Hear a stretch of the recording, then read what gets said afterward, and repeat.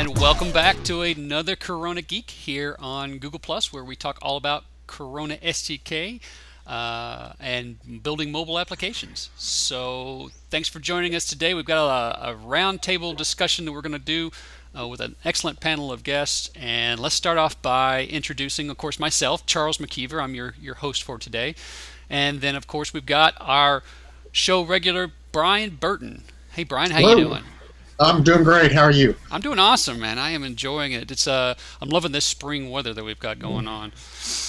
So Brian is an author of several books on Corona SDK and a professor down in Abilene, Texas, where he uses Corona SDK to teach mobile development to a whole new generation of developers. Also joining us is Ed Marina. Ed is the owner of Roaming Gamer LLC, where he develops libraries, templates, and other products for use with Corona SDK. Hey, Ed. Hey there. Thanks for having me. And also joining us is that ever-familiar Dean Murphy.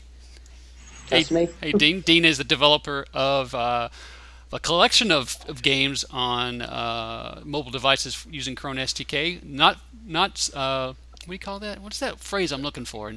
Not of least tap for tap. Not tap for tap. That's a whole different thing. Number tap. Number tap. I'm sorry, dude. I was totally spacing out there. I got the game actually up here on because it's in the app showcase. I was looking at Number Tap Lite this week. Yes. Yeah. So thanks for submitting that for the showcase. It's been very successful. The light version, it's been great. Yeah. Yeah. The light version? Do you just kind of use that as a lead gen for the paid version, or how does that work? Bit of both. I try to get ad revenue and conversions to the full version. Okay. And it's working out quite well. I've been seeing an up. What's the word? More paid sales, and I lost my words. Oh, good. I'm glad it's not just me. And yeah, not just you. And yeah, and some ad revenue, so it's been quite good. And at the moment, the sequel is in review with Apple, so within the next few days, Number Tap 2. Oh, cool. Number Tap 2, a whole franchise. Number Tap 2, Tap Harder. I made that bit up. Yeah, nice.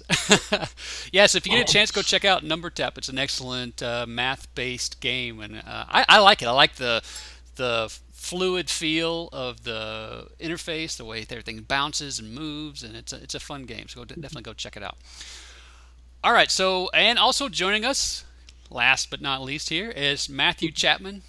Matthew is a Corona ambassador, certified Corona developer, owner of Origin Technologies Inc., and a mobile development company. Oh, he's not actually a mobile development company. He has a mobile development company based in Orlando, Florida. I need to rewrite that intro.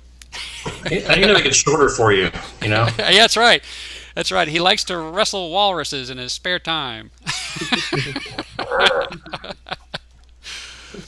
All right, well, let's get into today's show. It's going to be a little bit of just a conversation today where we kind of go through and share our thoughts on everything that's going on. But first, let's start with a couple of announcements. If you didn't get a chance to watch last week's Hangout, I definitely recommend that you do so. We talked with Brian Park, developer of Spelling Test, and Brian had a lot of things to share with us about how he customized his app. He wrote an entirely custom keyboard for his app, strictly based on the fact that his app is geared towards helping you improve your spelling, and autocorrection on the device that happens natively doesn't really go well with that. Kind of defeats the purpose there. It does, which I didn't even think about it until you said it, but I was like, oh, okay, yeah, that makes sense. So yeah, he wrote a completely custom keyboard to be able to provide people the ability to not automatically correct their words. So that was an interesting technical bit, and he shared a lot of other things as well, as of course marketing and things like that as well. So go check that out if you get a chance. And also, last week we had a great staff conversation with Albert Yale. He's a core engineer at Corona Labs, and he talked all about ray casting and how it's been added to Corona SDK, and so that was a good segment as well. So go back to coronalabs.com, go to the blog, and you can check out those two videos there. Or you can find them, of course, at youtube.com/coronageek. They're there as well. So let's talk about Facebook support. So I don't know if you guys saw the announcement, but Facebook is kind of ramping up their support of mobile. Last week they announced that they were announcing Open Graph Mobile. Did you guys see that at all? Yes, exciting. What do you think about that? What do you think about Facebook's initiative into mobile? Well, this is a really exciting development as a mobile developer. You know, I've played Farmville and Cafe World and all the different Facebook type games over the last several years, and followed the companies that were making them, and that was really one of the most fascinating parts. While some of those companies are having financial problems now, we are seeing where they did make a. No, we lost him. Facebook. You still there? Yeah. Oh, okay. We heard they made a lot of Facebook.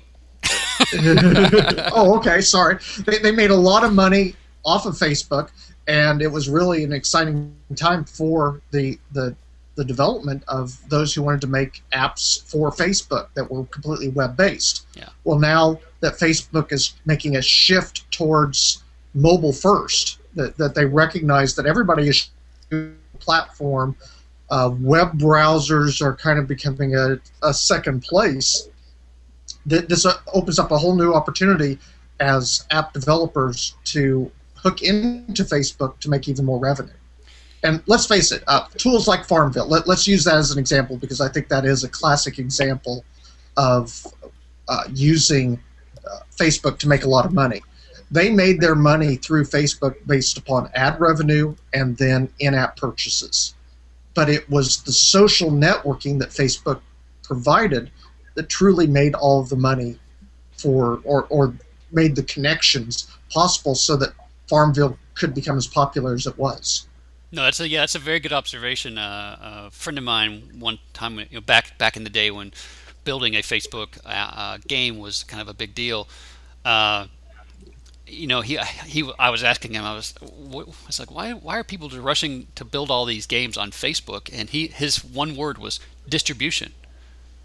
It was all about distribution. It was all about being able to, even if you created a free game and built up a user base, then you had a platform in which to launch the next thing. So it was all about distribution. And so, yeah, the social aspects of that are huge.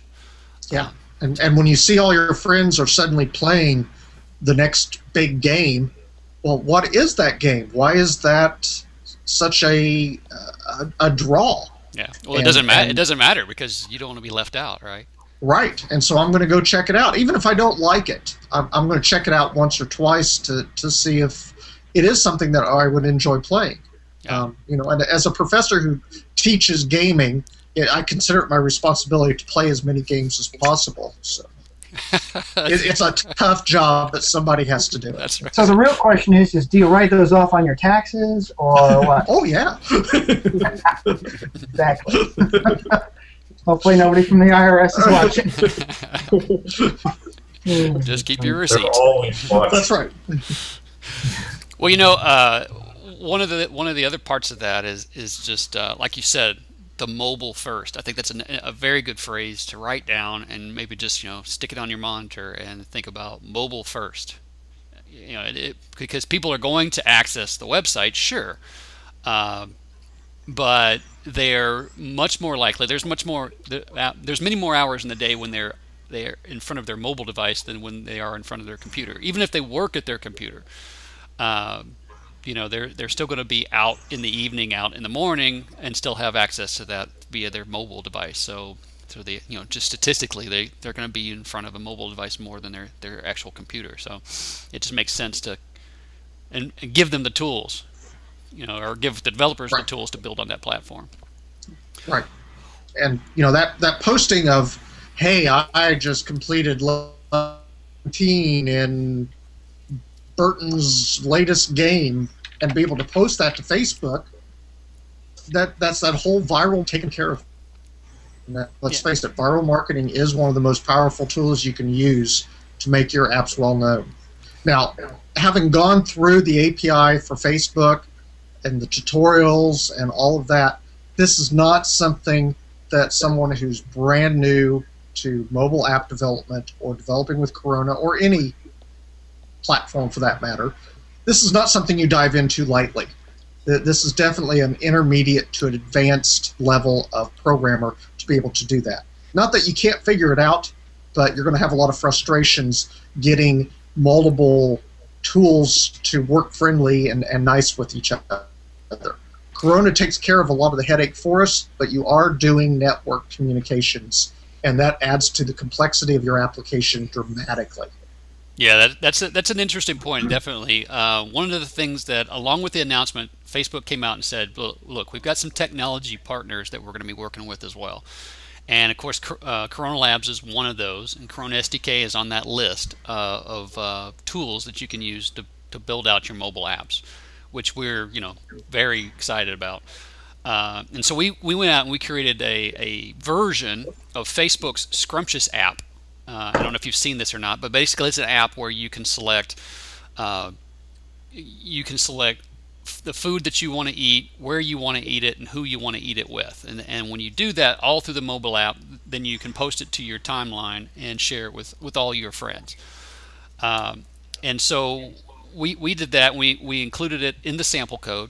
So when you download the Corona, when you download Corona SDK, there's a sample code /networking/scrumptious sample app that you can download and look at. And it has about, I'd say about, I think it was like four or five files to it. One was like a logout file. Of course, you have your main.lua. You had a login file, a logout file, and then there was like I can't remember what the other one was called, but it was like not the main file, but where you did all your actions.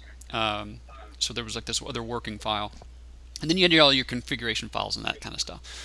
And in that primary file that you were working with to interact back and forth with Facebook, it's doing a lot of the heavy lifting for you. So you use things like a Facebook.request or Facebook.show dialog, and so you're either sending a request to Facebook or pulling information back from Facebook, and then once you've got it, once you've got that information, you have to kind of pick through it and then take it and format it and display it on the device. So as far as the API on Corona is concerned, we do login, logout, request, and show dialog, and right now that's it. And eventually I'm sure features will be added to the API for that, but we try to make it simple for you to just to do those things, because like you said, it can get rather complicated, and so we try to boil it down to some of the primary things that you'd want to do, and leave enough flexibility to be able to do the other things that you'd want it to be able to do. And of course, if you've got the enterprise version of Corona, you've got the full Open Graph API available to you for being able to integrate all of that. You're right. Yeah. If you want to go down that road, right? I mean, we would. Yeah. Obviously, one of the benefits working with Corona is to try to make things as simple as possible and not have to worry with all that other stuff. Right. But yeah, you can definitely do that if you wanted to. Right. My recommendation would be, for the starter or the pro, work with the 4 tools that are given to you, because that's going to take care of probably about 90-95% of anything you would want to do. Yeah. Being able to do the social networking side of an app. Right. Yeah, and I think the important part here is to remember that this is getting access to the Open Graph API, but we're still going to have conversations about implementation. What's the best way to implement this? What's the best way to, what's the most creative way to use these things? Because even Facebook themselves, they're pushing towards structured data. I don't know if you looked at the kind of in between the lines of what they were talking about there in their announcement, but they have this kind of thing called Facebook structured data, and it's things like being able to say, I ate this food at this place with this person, and then be able to pass that information back to Facebook in a very structured way so that they can take it and then kind of stuff it into the timeline and make sense of it. And it's very contextual as to how things are, how things relate to each other. So an interesting bit about this is if you go out and look at Google, look at Google Rich Snippets, and they have been talking about this for a while as well. And Google is even kind of, I don't know, kind of not to say late to the party or jumping on the bandwagon, but basically they are getting behind this whole idea of structured data as well. If you Google rich snippets, you'll find their information about it, where they also talk about microdata and RDFA, which are different formats for providing structured data. And you see that most commonly used in things like recipes or movie data, things where the format is already pretty much known, and you can define it and give your information some kind of context or structure. So I don't know if you guys have seen any of that. Have you read up on any of that stuff before? No. Okay. Just seeing it now.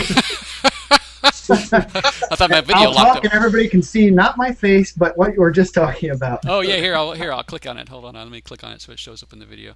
Yeah, so exactly, that's exactly it. Yeah, and it's a good example. It's a good conversation to have because if you read Facebook's documentation on it and also have a look at Google's documentation on it, it's coming. It's almost a maturity of information.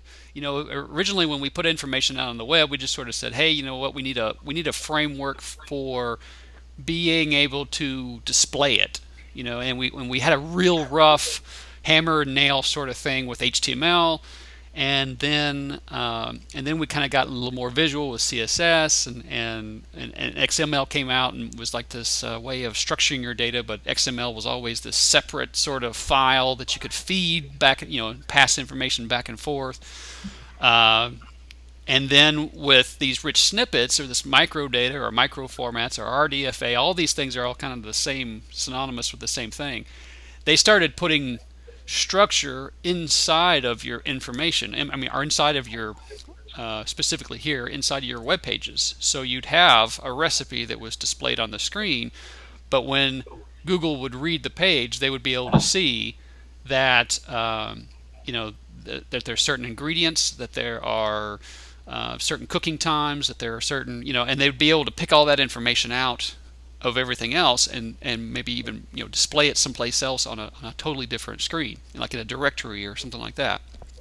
And so Facebook, that's kind of what they're doing with this open graph. They want structured data because Facebook's phenomenal for being able to go through and say, I want to talk to female moms with college who are between this age and that age, who live in this region, who drive a minivan and also like to watch Justin Bieber videos.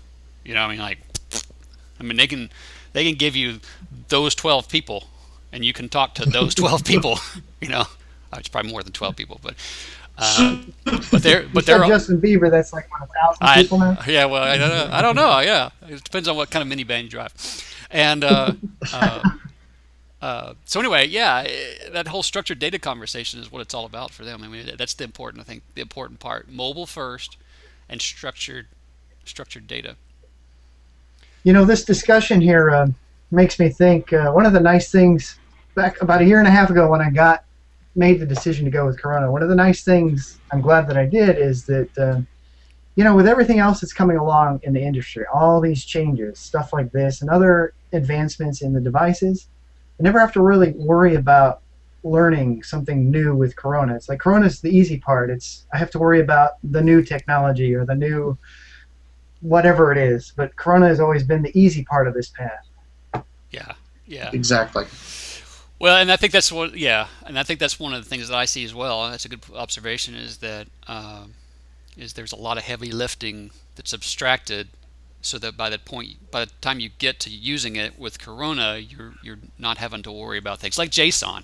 I forever and a day saw JSON as something that was talked about and people were using, but when I would go and read the specification for it, I don't know what the heck's going on here. It's all. I get it on a real high level sort of thing, but it just seemed like a pain to work with. And with Corona, every time you work with some kind of JSON feed or something, it takes it and sticks it into a table, and then you wind up working with that table instead of having to manually parse through all the JSON data, So being able to create those kinds of abstractions and make it where it's easier to work with is like, well, why wouldn't you? And I think that's the real goal there. So anyway, so go read upon the RDFA or the rich snippets, and I'll put a link in the show notes to the Facebook announcements and everything that they talked about on their side, because I think that structured data conversation is going to be a lot more important moving forward.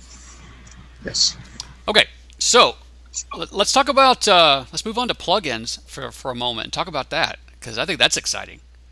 Have you guys seen the announcement? Yeah. So this is some cool stuff. So for everybody who doesn't know, Corona plugins are now in beta testing.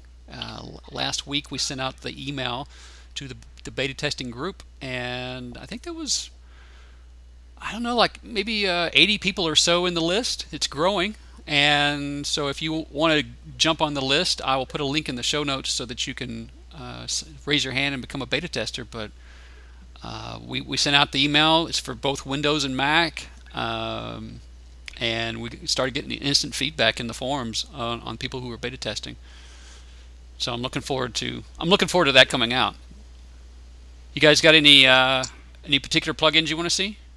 Well, first of all, let's mention that this is a pro feature for using the plugins, that or I guess enterprise as well. But plugins primarily is for the pro user, not the startup user, and it's taking advantage of the fact that we're able to add additional features, a different in-app monetization, things like that. The things that make it worthwhile going ahead and purchasing the upgrade to the pro version.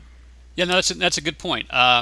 Yeah, so for just a little bit of back information for anybody who doesn't know exactly what a Corona plugin is, it's essentially going to be a piece of software that sits on the Corona server, and when you want to add a piece of functionality to your project, you'll just add a line of code or whatnot into your project, and then you'll be able to have access to those features and functionality within your project. So it's kind of like saying, a third party comes to us and says, hey, we want to build a plugin that lets you do XYZ, and everybody says, yay, that's a great idea, and then it gets developed, and now it's available to the community. So it's kind of a way of being able to extend Corona, at least, definitely from a partner standpoint.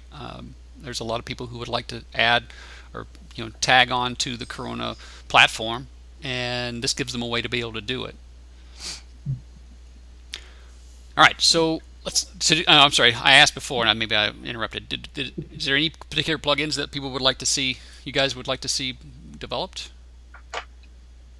Well, my students are always asking for the complete paper plugin.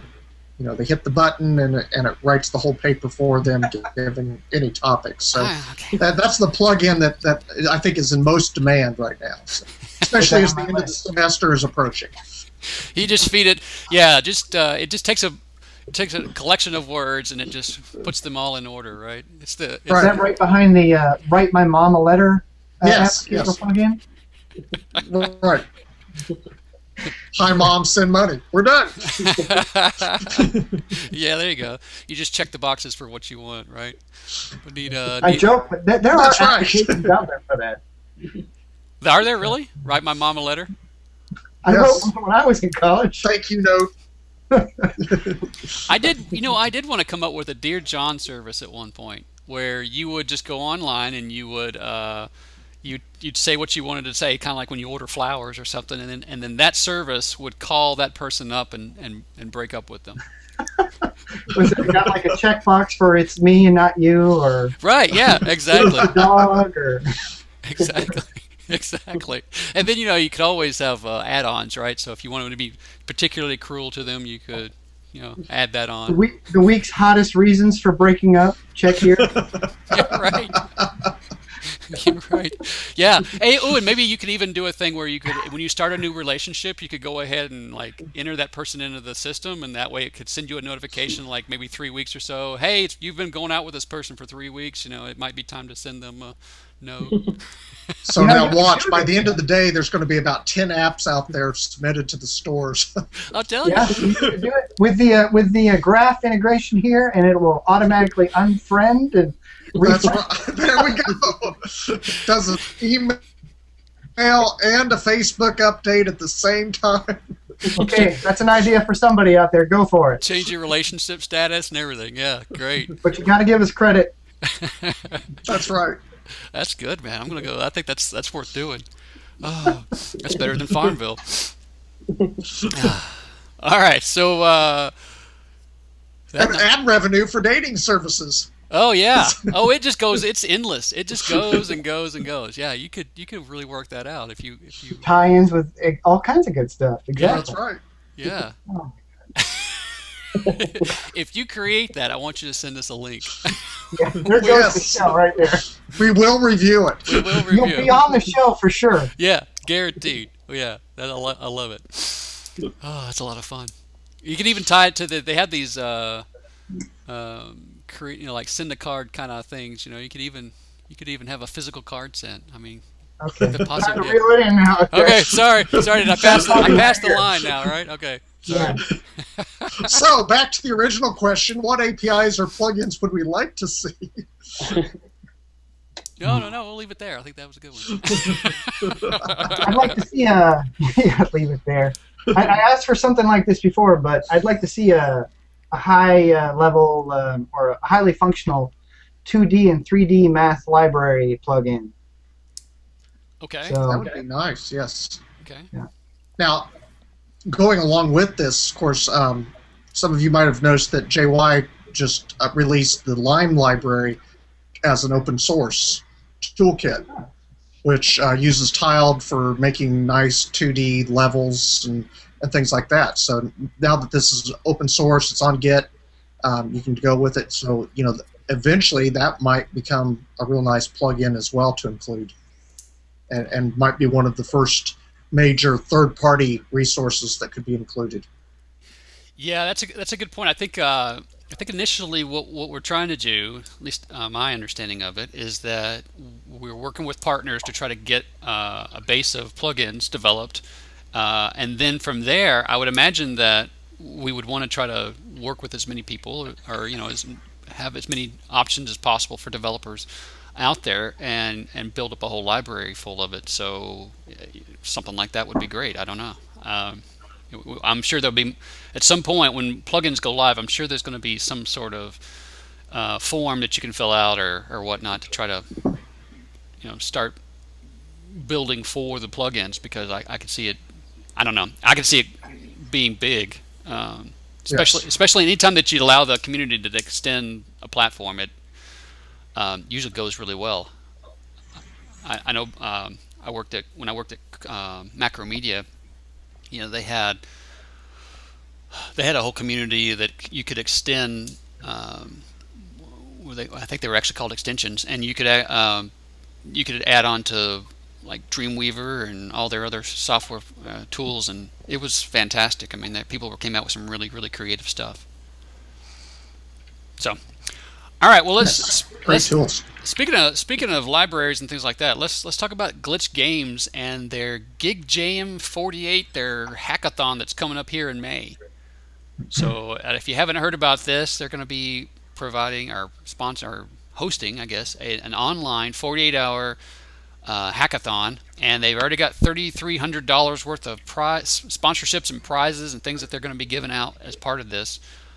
So you definitely want to check that out. I'll put a link in the show notes. And Ed, I think you had something that you wanted to share with us on that note, didn't you? But you link to it anyways. give me something to watch. There he is. And we're back and we're live. Here I am. You know what my favorite part about getting kicked off of Google Plus is when you come back, they make you check that little box that says, yes, I agree. You mean I agreed to all that stuff that I was just already here. What are you making me agree to stuff again? It's my show. I was here. I was just here. All right, where did we leave off? Gig Jam 48. Okay, so Gig Jam 48, they're going to be, let me click on your screen there, Ed. Basically, they're putting together a 48-hour hackathon. It's going to be an online event. They have $3,300 worth of sponsorship prizes that they're going to be doling out, and it's going to be a big thing. So, Ed, I think you had something you wanted to share with us on that, didn't you? Yeah, I did. Let me unshare my screen share here. There we are. Unshare. Unshare my whatever. Anyway, so for various reasons, but primarily because the Gig Jam is coming up, I thought I would do a warm-up. And I encourage anybody watching, and you all, to consider this too, as if you didn't have enough work to do this week. But I thought, why don't I try to do 7 games in 7 days? And I thought, perfect. I started last night, and I thought, I'll get as many as I can done by the next show, and then you can hold me up in front of everybody and say, you only got 2 games done, Ed. What's going on here? But anyway, my goal is to get 7 games in 7 days, so by next Monday, I should have 7 games finished. Okay, excellent. No, that's a good challenge. I think we all, especially on something like this, right, where it's going to be a 48-hour thing, right. So you kind of need to be a little warm on what you're going to be doing and how can I have that rhythm of things. And it's like studying for a test. Mm-hmm. I mean, you don't just go walk into the spelling test cold and you do a little bit of prep beforehand and then you walk into the arena. So cool. All these games will be simple games that have similarities. So I've got 3 of my games selected already and 4 more yet to go. Although now actually I'm going to put the Dear John app on there and call that a game. And I don't see why not. You know, there was a game. I need to go back and I have this developer's card. I need to go back and look at it when we were in San Francisco. Unfortunately, he was using a completely different platform and his repository, he didn't have a repository, his project crashed and whatever. So but he had a relationship type game, and it was all based on real world dynamics of relationships. And when he explained the concept and he showed the artwork and everything, I was like, dude, I'd play that. I think that's great. So we laugh, but I think the Facebook relationship thing could be a good app. Yes, that's why I think we were all laughing, because we were really thinking, if I got that done tomorrow, I'd be set. Yeah, right. Exactly. I can retire. That's what I'm always thinking. How can I retire? Well, very cool. Be sure to check that out. Gig Jam 48. If you Google Gig Jam 48, you'll come up with their Twitter account, and you can follow them on Twitter. And we'll put a link in the show notes to it, though. So definitely check that out. Looking here on the notes. Okay, let's talk about expansion files. Hey, did you guys see the blog post on expansion files in Corona Labs? Right. That's a neat feature. Yeah. So I guess basically the backstory to this, and we're going to talk more about it with the engineers actually tomorrow on the staff conversations. But just as a high level here, I guess Google Play has a 50 megabyte APK limit, and so, yes, and it's painful. And it's painful. So apparently, these expansion files make it possible for you to pull in more stuff into your app. Have you used these, Matthew, at all? I have not used the new code, and I'm looking forward to doing it, because a lot of my stuff I had to do a Google version where it would stream the audio lectures because the file, the app was 2 gig, so there was no way to put it up on Google Play. I could put it up in the Amazon store as an Android app, and they allowed that. So this is nice because this will allow me to hit the Google Play market with the bar exam apps. Okay, so here's a perfect use case then, right? So you've got the bar exam apps where you include video and audio and stuff like that inside the app? It used to be video, now it's just audio. I compressed it down just to audio tracks because it was really a talking head, and that wasn't really. It's good for something like this, but not good for just listening to a lecture. So got it down to just audio track and all MP3s now, so it's not going to have any problems going from platform to platform. And the PDF/EPUB, depending on your platform. So you have all these books that come with it. So yeah, for me, the books were no problem fitting into the 50 meg. The issue was the audio. So I had a streaming service that I went through that would stream the audio back to me, to the app. So you always had to be connected. So that was the other issue. People were like, well, I don't have to be connected to listen to the audio because it says so. So now it's something where I can actually say, you could download it and maybe, I guess from what I read, it looks like you take all your content that you're going to have in that actual APK add-on extension and then throw it as another, I don't know how you could make it a zip file, whatever you do there. And then when you submit the app, you push that as well. So my take is I'm going to put all the MP3s into one little file, or one large file, and then it'll dump that into a directory called audio inside the app file, app directory.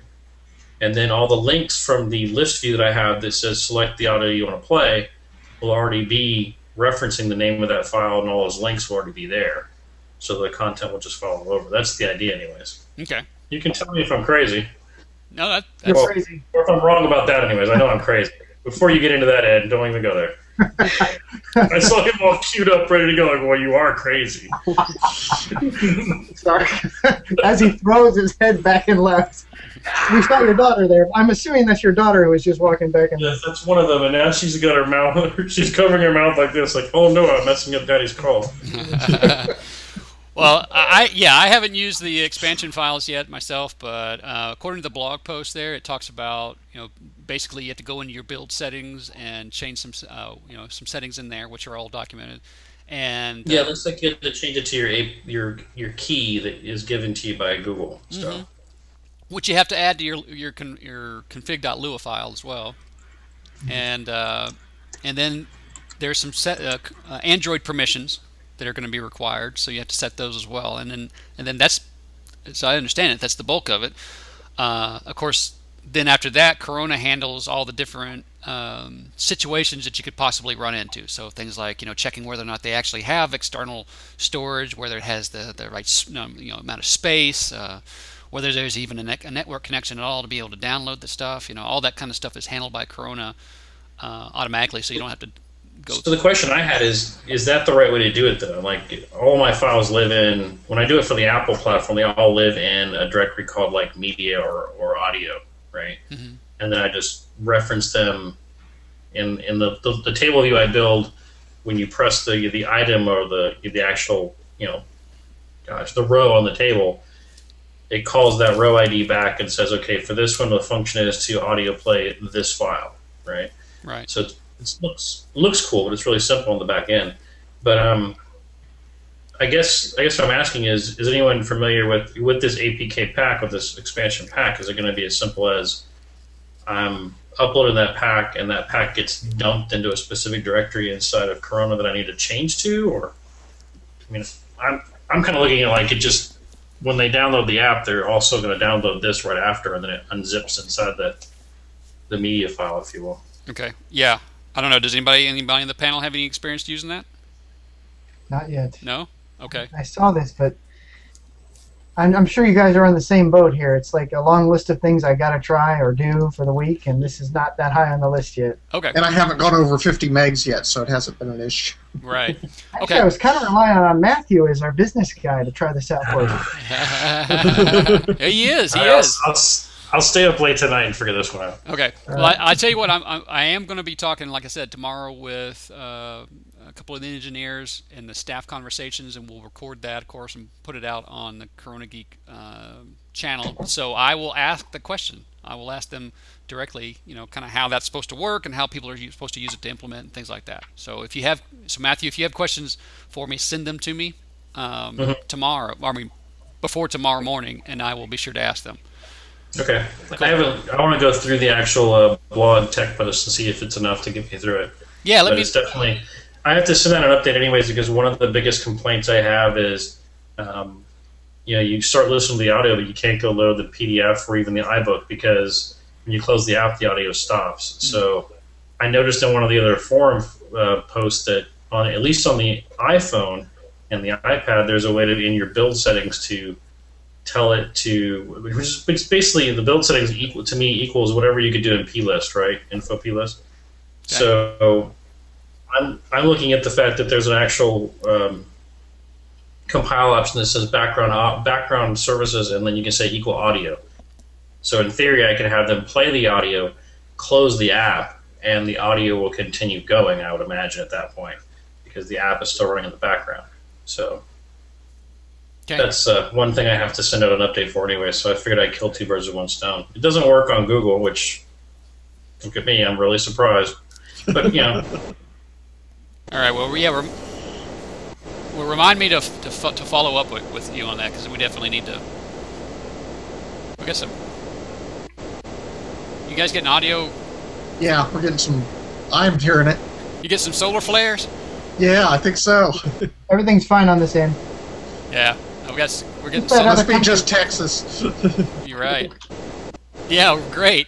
That is the commonality, isn't it? We're both in Texas. Sweet. All right, it's gone now. Texas is closing the borders. Oh, man. All right, it's gone now. Always with the Texas jokes. Yeah, well, you know, there's a long list of them. There's probably an app for that, too.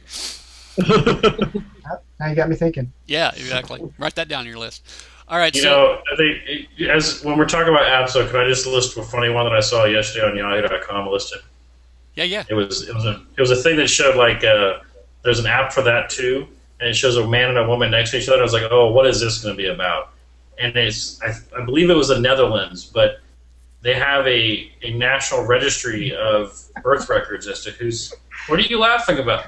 I know what you're talking about. I heard it too. Yeah. Who's related to who, and you can set the app up to have a proximity so that if you are both using the app and you're hitting on a girl, it'll alert you as to whether you're related or not.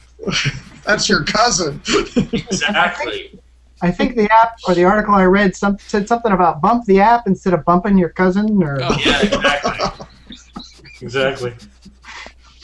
Well, that's great. If we could just tie that into Facebook. There we go. Friends thing we were just showing, because I just went through the code for Scrumptious that you sent out, or whatever that's called, Scrumptious. Yeah, I mean, that'd be great. You know, you could just post on your Facebook wall. I bumped the app, and it said it was my cousin, but she was too hot to pass up, or something. You know? Oh, wow. Oh. Wow. Well, you know... This show has gone way downhill. Okay, we need to edit this. Just become PG-13, whatever. It's 13, yeah, right. Well, bringing it up, maybe... It's funny if it showed you how removed back, like if it's 3 layers, but well, she's a third cousin removed from a whatever, and then it would be... This is okay, this is not okay, this is just really bad. Thanks to Matthew, the show didn't show up. It was only shown in little snippets, those that could be released to the general public. Are you kidding? This snippet will be the most hits, the most views. Yeah, this is why I'm an ambassador. Isn't this awesome? I saw a comment on that app. Somebody said, what was it? Maybe if I'd have had that app, maybe I wouldn't have gone home with my cousin. And somebody said, maybe? Maybe. I can say this because I'm from West Virginia, but I think the comment was really crazy. But anyway, it did say this on the comment section. Someone said this app would drain your battery if you lived in West Virginia. Oh, God. Ooh. Okay, so Facebook does provide relationship fields, right? Going back to the structured data conversation. Nice save. I'm hanging up. So you could actually probably implement that on the Facebook app. Exactly. I think this is a definite Facebook app so that you can fully put out your family tree. That's right. That's right. You know, You can tie it into Ancestry.com. Right. the people need to watch this show just to get ideas for new apps. That's it. right. I think so. That's perfect. Good, good. Moving on very quickly. Or are you afraid I got a new app idea? Yeah. I think. Oh, so let's talk about strings for a minute. Moving on the Lewis strings. What about plugins? We never finished plugins. We didn't finish plugins. How? Where did we leave off? Wasn't there like did no one have an idea for a plugin they wanted to see? Oh, I don't know. I didn't hear one. Yes, I threw out my Yeah, we have the math. Yeah, the math thing. Oh, the math one. Yeah. Okay. The Don't get too excited about that.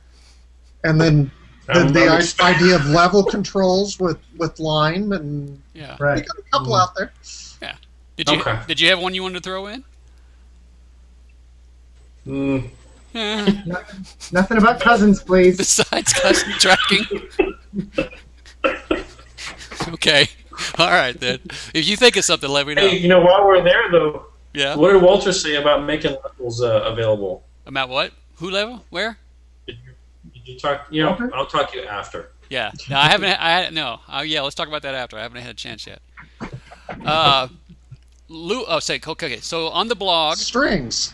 let's talk about Lewis Strings just briefly. So on the blog, this is a good blog post. If you haven't had a chance, go check it out. Definitely go do so. Lewis String Magic. So if you want to do common things like being able to trim strings, being able to do title case, line wrapping, even if you want to confirm String formatting. There's tons and tons of tools available. I was just writing a section on the new textbook on strings, and there are just so many tools available to us in Math and String API. If you've got something you want to do, it's there. You just got to find the right API tool to do it. Yeah. So that's a good tutorial. Go check it out if you get a chance. And so are you dedicating a whole section of the book to it, or is it just like part of the? It is covered in Math API is covered in one chapter, and String API is covered in another chapter. Okay. Is that one of the new books, or is that one of the existing ones? That is the new book. Okay. Which is available and that chapter's in the early release if people are interested in getting started with that. Okay, yeah, so go to burtonsmediagroup.com and check that out, because you can pre-order, right? Well, it's not a pre-order, it's an early release. You get the book now.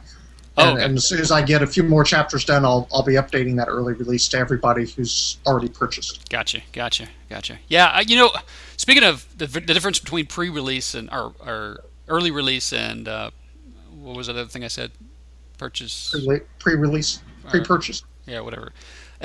Whatever. Purchasing ahead of time. Like Amazon has this whole thing of buying it before it's actually out. And that's been very popular. But I like the early, what do you call it again? Early release. Early release. I'm sorry, I was thinking about catch and release, but that's fishing. I like the early release because another app idea. Yeah. Stop it, Ed. Stop writing things down. I like the early release because you do get the book now, and then you get the updated version later when it comes out. So yes. I think Amazon likes the pre-purchase without the early release, though, because they get the money but no distribution cost. Right. You're right. Yeah, exactly. That's why Amazon would like it. This is a lot of work on my end, but it seems very popular, and I get great feedback on sections to improve. And do you? I was going to ask you after the show, but doing this early release. Are you're incorporating feedback, and that's helping you write the book in a sense too? Yes. If a section's not clear, I'm happy to go back and rewrite it.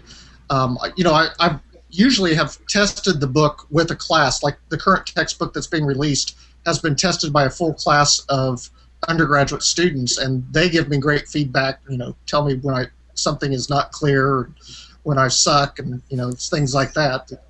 Undergraduates are good and honest about that. All I have to do is check their Facebook, which I need to write an app to be able to get that feedback more quickly and easily. But their feedback that I'm getting from other people is very valuable as well. It's very useful. I heard from someone that felt like I needed to clarify one of the demonstration apps that I had put in the book, so I went back and added to that in Chapter 7, and it'll be in the next early release version of the book. So, yes, I very much value the feedback I get from the early release purchasers. And to compensate for that feedback, they get $10 off on the purchase price of the book. So everybody wins. Yeah, it's you get paid a little early, they get to pay less, and they get feedback. Yes, and get to form the final version of the book. So it's worked out very well. And I think there have been 50 or 60 people that have taken me up on the early release version of the new book. So, that's a nice sample size. Yeah. Have you ever reasonable to deal with. have you ever Sorry, go ahead, Tom. Oh, I'm sorry.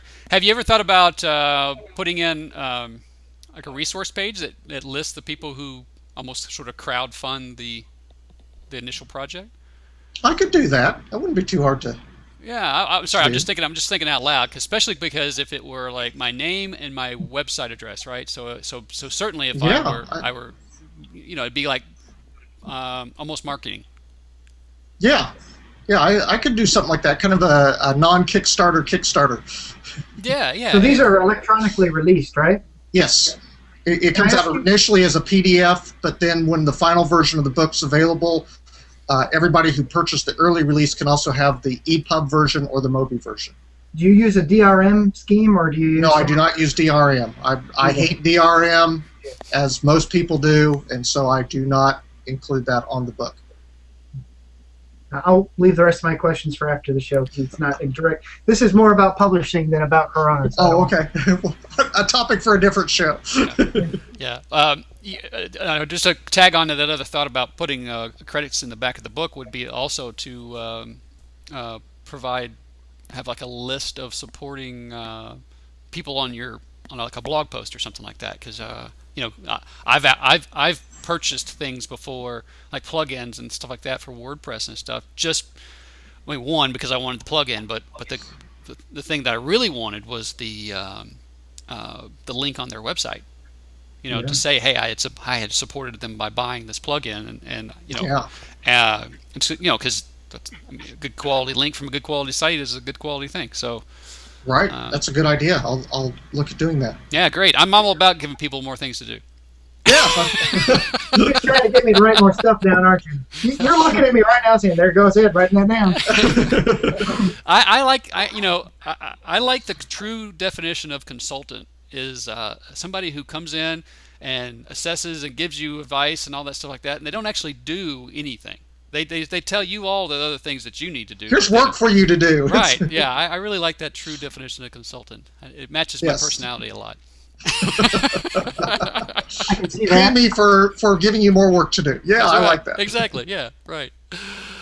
All right, well, here, before we're coming up on the 3 o'clock hour here, so let's talk about one more thing before we head out, and we've actually got a few more things on the run sheet here that we'll move to next week. But one of the last things I thought would be kind of an interesting thing is App Gratis. Did you see that App Gratis got pulled from Apple's App Store? I think maybe banned is a more. Well, the way they spin it is they're in negotiation. Well, I'm sure they are, but if as much as you can negotiate with Apple. Yeah, exactly. That was my point. Yeah, good, thank you. So, negotiating with right. So, I say banned because it's a stronger language. I mean, if you look at all things D reported on this, and they said basically that it was permanent. Now, I don't know where they get that information, or if Apple has come out and said it was a permanent thing. I don't know, but. What do you guys think about that whole, like waking up and your whole business is gone sort of scenario? Well, fortunately, their business isn't gone because they can move to Amazon, Google Play, and all of their apps all the things that people have already downloaded. Just because it's no longer on the store doesn't mean that the app's not already well installed and have a large installed base. Okay, good They point. just can't output any updates. Right. Yeah. A big part of that, the way it works is it sends you a push notification every day.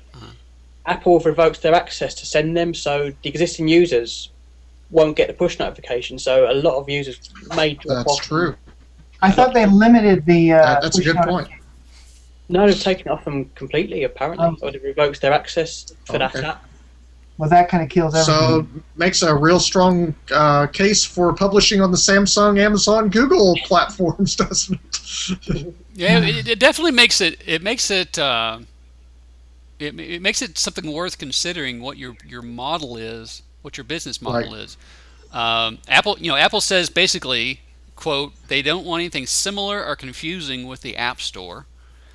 and using push notifications to send out promotions. They didn't like that either. That was part of their, their things that they say they don't want people to abuse. So I don't know. Again, Dean, help me. Who was the guy that we like to follow the podcast? Marco. What's who? Marco. Yeah, Marco Arment. He had this thing on one of his podcasts where he talked about aligning himself with the interests of Apple. So his idea, his example was he could easily come up with a podcast tool, right? Some kind of podcast aggregator. But Apple has a podcast aggregator, and he would be in direct competition with Apple. So he decided instead to create the magazine, which is a publication on the Apple platform, which adds value to the Apple platform, but doesn't directly compete or conflict with whatever it is Apple is doing. So that's a very important distinction, I think, because App Gratis there was, regardless of how they implemented it, they're still kind of in competition with Apple for promoting apps to people. Yes, but actually, unless I understand this wrongly, App Gratis was around for a while before that rule was in place. Right. And then Apple came along and said, oh, we're going to amend our rules, and by the way, don't make an app store. Right. Yeah. And then App Gratis is probably thinking, oh, well, we're already in. Hopefully they won't. Oh, God, they noticed. Yeah, good point. Yeah.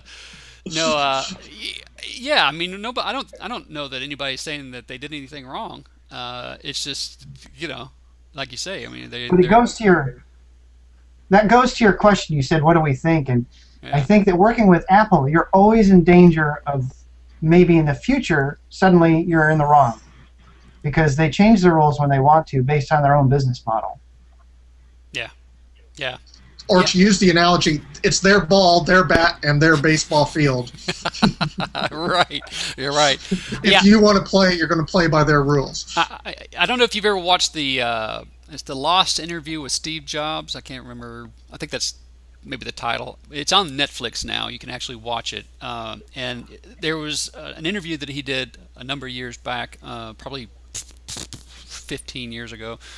And he said in the interview that he didn't mind being wrong. So he could easily argue the point of something, then see the error in his logic, and then completely change his direction. And I think maybe that culturally could be, that could be applied to Apple in general. They see that they have a need to address some issue in the ecosystem, and they just write a rule for it. And then if you're outside the lines of that new rule, then That's that. I'm not saying they're wrong. I'm just saying, as a developer, you cannot rely on anything. You're just going to have to be fast and small and agile, I guess. Right. Yes. Yeah. And the point. Yeah. And again, my point exactly. My point for bringing this up is to be aware of how you align yourself, what kind of app you create, and how you align yourself with whatever platform that you're on. Apple, Google, Samsung, whatever, whoever you're going for. If you're competing with them, then you are in fact competing with them, whether you want them to recognize it or not. It's interesting. I don't know, just an interesting ongoing conversation. Now, one of the things that All Things D did say on one of their articles I thought was interesting is they say the company being Apple, also worries that such apps undermine the integrity of the App Store by cluttering it with alternative storefronts. As one source described it to me, some of these discovery apps create a scenario that's similar to walking into Nordstrom and seeing a Walmart inside. Now, the interesting part about that idea is that isn't that what Best Buy is doing right now?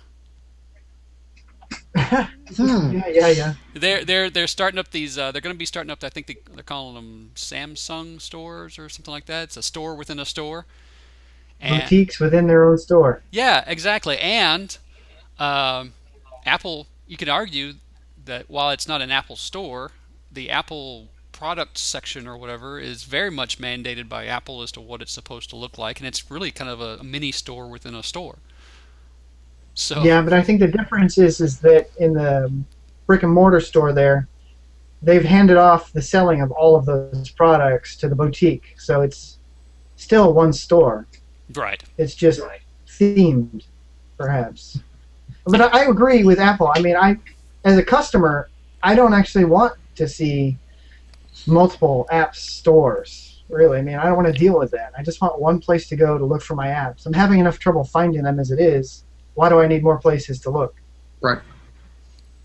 While we're on that subject of app stores, do you guys have any tools out there besides going through iTunes Connect to come up with a name for your app to make sure it hasn't been taken already? Google search. Yeah, the thing is, in the beginning of the App Store, back in 2007, A long time ago. Back in my day. He said in a back when voice. I did my first app, young man, you put your name in there and it stayed there forever. I mean, there was no timer on it, and now there's a timer on it because people were starting to squat on names, right? And then trying to do the domain name thing inside the App Store. And, you know, like, oh, I've got it, you can come get it from me. But there's really no way to transfer anything, so that really failed miserably. So it just kept people from actually making apps with that name. For instance, I get this all the time from people that want to think that they're smarter, and I hate to sound braggadocious, but smarter than me on something when they go, you know there's no such thing as a Florida poisonous snake, they're venomous. And I go, yeah, you know someone had an app called Florida Venomous Snakes but never released it. So I couldn't make the app that name. Go away, little people. But, Yes. I mean, you know. That's a good app name. Go away, little people. I like that. Yeah. Now somebody's going to get offended. That's my whole goal in life. That's the goal, One yeah. person to do. That's right. I don't know. It's just something that I'm trying to, like my little coin app that I've been showing you guys has come a long way, and I'm trying to figure out what to actually call it. And I go and type the word coin or something into the App Store, and I get like a bajillion hits. But then I wonder how many are actually in development that aren't going to happen because, you know, I make the joke that I woke up one morning and I told my wife that I wanted to make this thing called Pissed Off Penguins. And she goes, what? And I said, I just want to have this thing where it's a little penguin and he jumps from iceberg to iceberg and he's just pissed off because he can't ever go anywhere because he's being constantly chased by things. And then 2 weeks later, Air Penguin came out. And I said, the hell with it. Because I was like, how can anyone else be having that same thought? That was such a random, stupid thought. You know, like we were talking about earlier with these games and ideas. But you just never know, you know. Maybe your wife is selling you out. I don't know. I have a theory on that, actually. I have a theory that anytime you have any idea for any app or something, there's at least one other person in the world who is thinking about that right now. I agree. You have to treat it that way. So if it's a good idea, you better go do it yesterday. Otherwise, you can forget about it. Yeah, I love the guys that look at stuff that you're building and they go, like even when I did the first bar exam app, they looked at me and said, well, why are you doing that? There's already that, bar max. And I said, well, first of all, no offense to bar max, but they suck. And two, I said, why do you go to Burger King? There's a McDonald's right there. There's 2 burgers. You chose one. There's plenty of room for competition.